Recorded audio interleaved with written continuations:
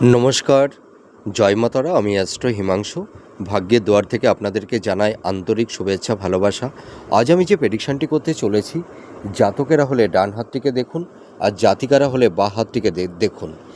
দেখুন, যদি কোনো জাতক জাতিকাদের হাতের এই আয়ুরেখাটি যদি দীর্ঘ হয়, বলবান হয়, এবং এই আয়ুরেখাটি যদি ভাঙা না থাকে, ঠিক আছে, তাহলে কিন্তু আপনারা এই প্রেডিকশানটি আমি যেটা করব তার শুভ ফলটা আপনারা সঠিক মাত্রায় পাবেন।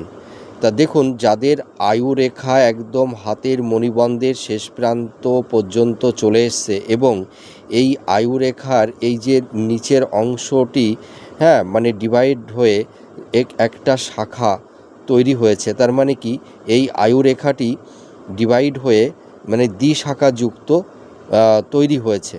তা যদি কোনো জাতক জাতিকাদের হাতের আয়ুরেখা দ্বিশাখাযুক্ত হয়, তাহলে এই সব জাতক জাতিকারা জীবনে প্রচুর নাম, যশ, খ্যাতি, অর্থ, প্রপার্টি এরা প্রাপ্তি লাভ করে থাকে। কিন্তু দেখা যায় এই সব জাতক জাতিকাদের এই সব কিছু প্রাপ্তি সাধারণত মধ্য বয়সের পর থেকেই হয়।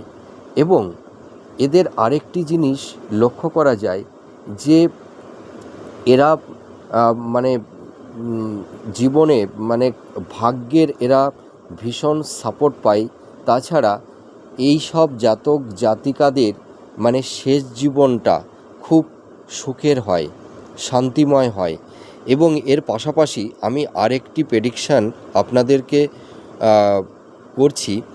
যদি এই হাতের আয়ুরেখা এই দ্বিশাখাযুক্ত মানে হয়ে একটু চন্দ্রের দিকে যদি একটু এগিয়ে যায়, ঠিক আছে, চন্দ্রের ক্ষেত্রের দিকে একটু এগিয়ে যায়, এবং এই যে হাতের আয়ুরেখা থেকে যদি আরেকটি ভাগ্যরেখা পুরো শনির ক্ষেত্র পর্যন্ত যদি চলে যায়, তাহলে দেখা যায় এই সব জাতক জাতিকাদের মানে বিদেশ যাত্রার একটা যোগ তৈরি হয় এবং এদের জন্মস্থান থেকে এদের বাইরে কর্মস্থল হয়ে থাকে।